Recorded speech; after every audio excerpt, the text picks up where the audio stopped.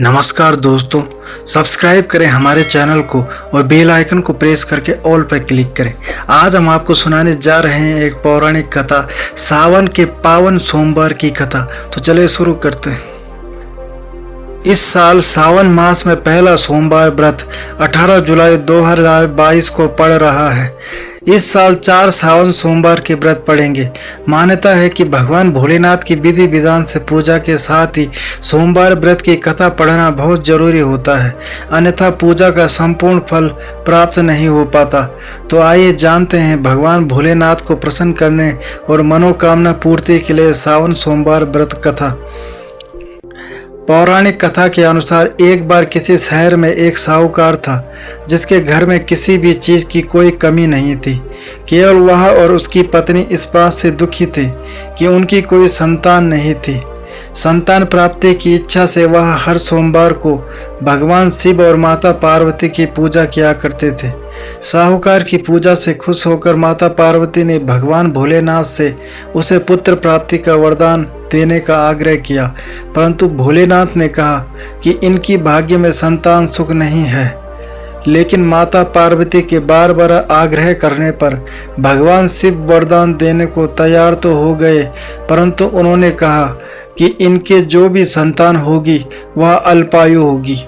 भोलेनाथ के वरदान से साहूकार के घर एक पुत्र ने जन्म लिया। साहूकार को पता था कि उसका पुत्र अधिक समय तक जीवित नहीं रहेगा। जब साहूकार का पुत्र 11 वर्ष का हो गया तो उसने उसके मामा के साथ शिक्षा प्राप्ति के लिए काशी भेज दिया। साथ ही जाने से पहले अपने पुत्र से कहा कि रास्ते में वह जहाँ भी रुके वहाँ ब्राह्मणों को भोजन कराकर दक्षिणा दे और यज्ञ करे। साहूकार का पुत्र और मामा जब रास्ते में जा रहे थे तो एक नगर के राजा की बेटी की शादी होने वाली थी, परंतु जिस राजकुमार से उसका विवाह होने वाला था वह खाना था और राजा को इस बात का पता नहीं था। तब राजकुमार के पिता ने इस बात का फायदा उठाते हुए अपने काने बेटे की जगह साहूकार के बेटे को दूल्हा बनाकर बैठा दिया और उसी से राजकुमारी का विवाह हो गया। परंतु काशी से निकलने का समय आया था। साहूकार के पुत्र ने राजकुमारी के दुपट्टे पर सच्चाई लिख दी कि तुम्हारा विवाह तो मुझसे हुआ है, लेकिन जिस राजकुमार के साथ तुम ससुराल जाओगी वह काना है। राजकुमारी ने यह बात जानकर काने राजकुमार से अपना विवाह तोड़ दिया। इसके बाद जब साहूकार का बेटा और मामा काशी पहुंच गए तो वह 16 साल का हो चुका था।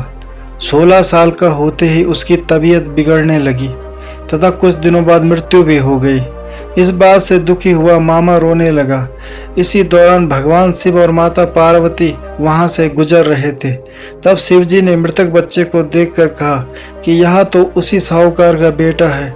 यह सुनकर माता पार्वती बहुत निराश हो गई। तब वह दोबारा हट लेकर बैठ गई कि शिवजी साहूकार के बेटे को पुनः जीवित कर दें। देवी पार्वती के बार बार ऐसा कहने पर शिवजी ने व्यापारी के पुत्र को दोबारा जिंदा कर दिया।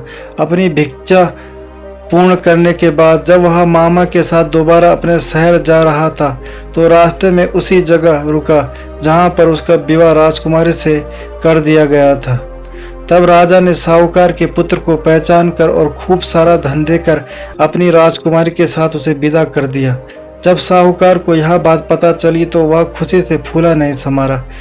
उसी रात साहूकार के सपने में भगवान शिव आकर बोले कि मैंने तुम्हारे सोमवार व्रत करने और व्रत कथा सुनने से प्रसन्न होकर ही यह फल दिया है और तुम्हारी बेटे को दीर्घायु प्रदान की है। इस प्रकार मान्यता है कि सावन सोमवार के दिन इस व्रत कथा को सुनने अथवा पढ़ने से हर इच्छा पूरी होती है। तो दोस्तों, ये थे आज की कहानी। उम्मीद करता हूँ आपको कहानी पसंद आई होगी। अगर आपको कहानी पसंद आई है तो चैनल को सब्सक्राइब करें, बेल आइकन को प्रेस करके ऑल पर क्लिक करें, वीडियो को लाइक तथा शेयर करें और हमें सपोर्ट करें। धन्यवाद।